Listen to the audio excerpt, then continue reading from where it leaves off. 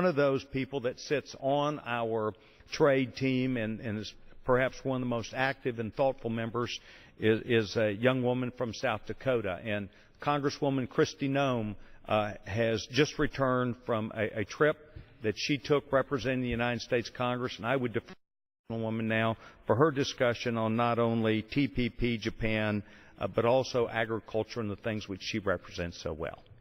Thank you so much, Mr. Chairman, for yielding, and I want to thank you for the honor of being a part of this group that today that is talking about TPP and the importance of trade in the region. I did have the chance to get back this morning from a week-long trip in Asia discussing trade and the importance of the TPP, Trans-Pacific Partnership, and the European Union trade negotiations, and the ways that we can expand trade that would benefit our economy. The first step to seeing these benefits is in these agreements is renewing Trade Promotion Authority. And then we set our goals and our priorities in these agreements. This was a big topic of conversation throughout the week as we met with leaders from Japan, including Prime Minister Abe, and South Korea, and then also with the leaders in China and the People's Congress. Time and time again, America has reaped the benefits of completed trade agreements in our country. For me, the profound impacts that we've seen in agriculture are particularly interesting. We've seen an 18% increase in ag exports since we signed the agreement with Panama. There's been a 68% increase in agriculture exports to Colombia since passing trade agreements with those countries. We have also generated new business in other sectors of the economy like manufacturing and the service industry. We've created jobs here at home while benefiting those people across our country and economies abroad and built relationships with them that we certainly reap the benefits for when it comes to foreign policy and security issues as well. In my home state of South Dakota, we've seen export support and create jobs and higher wages for our economy, including our state's #1 industry, agriculture. Currently, South Dakota agriculture exports total more than $3 billion annually, and they support over 20,000 jobs on and off the farm. It's estimated that more than 1 in 5 jobs in South Dakota depend on international trade, and those plants that do export goods pay higher wages, they hire more people, and they do it a lot faster than those who don't. Soybeans, corn, wheat, feed grains, and livestock grown in South Dakota are already shipped to countries around the world, and we can increase that by growing our access to markets through free trade agreements. As we're working towards Trade Promotion Authority and negotiating the trade agreements, I think the enormous benefits that it could have for our country, especially as our economy struggles to recover, increasing exports and trade and markets across the Asia-Pacific and Europe is essential. Japan is one of those countries that's included in the Trans-Pacific Partnership talks and is already one of the largest purchasers of U.S. corn and soybeans. With a good TPP agreement, we could see an increase in grain and livestock exports to Japan and the entire region.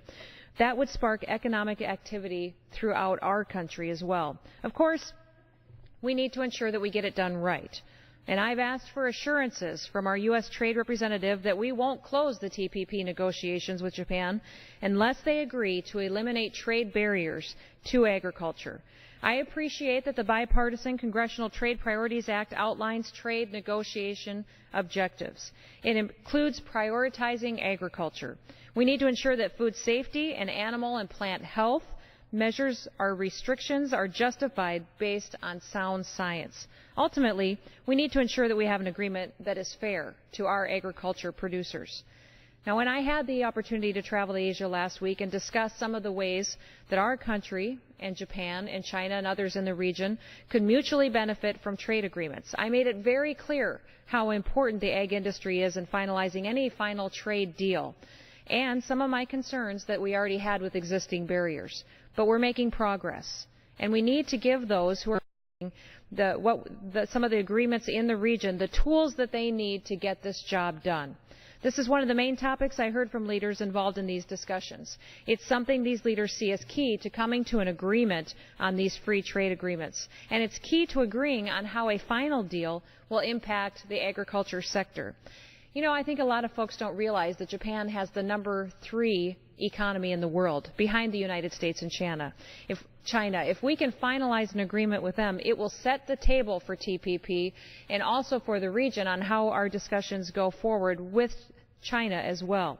It'll open up new opportunities in China, where 1.3 billion people call home. There is no way that China can continue to feed its own people and will rely on outside sources for their proteins, for their grains, to make sure their people are well fed into the future. In fact, some of the discussions that I had with businesses and government officials was the difference between USDA beef and United States beef and South Dakota beef than what they're currently enjoying today. As incomes have risen in China and people are making more money, they have a desire for more proteins in their diet. Today, their main source of that protein is from Australian beef, but yet every day they ask, when can we get USDA beef?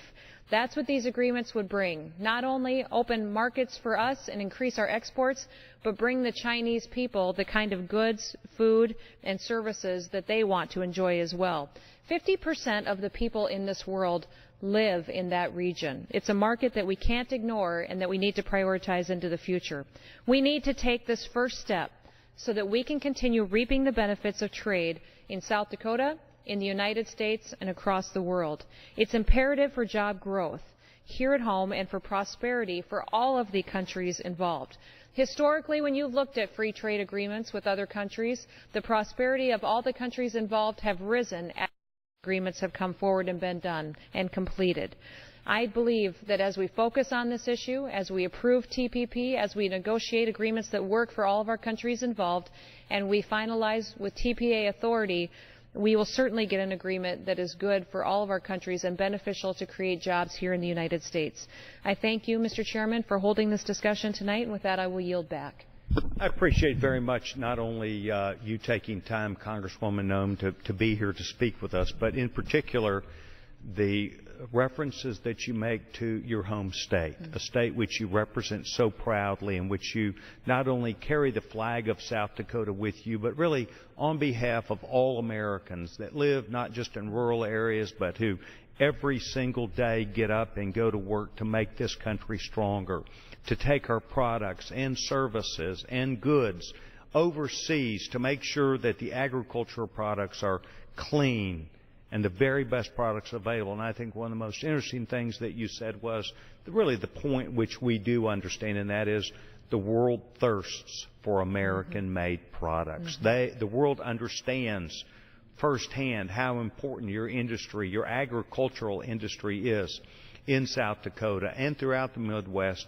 The very best of not only beef, I did include Texas in there, I hope, yes, but the very best of agricultural products that go around the world, and then as you travel to see people thirst for those products.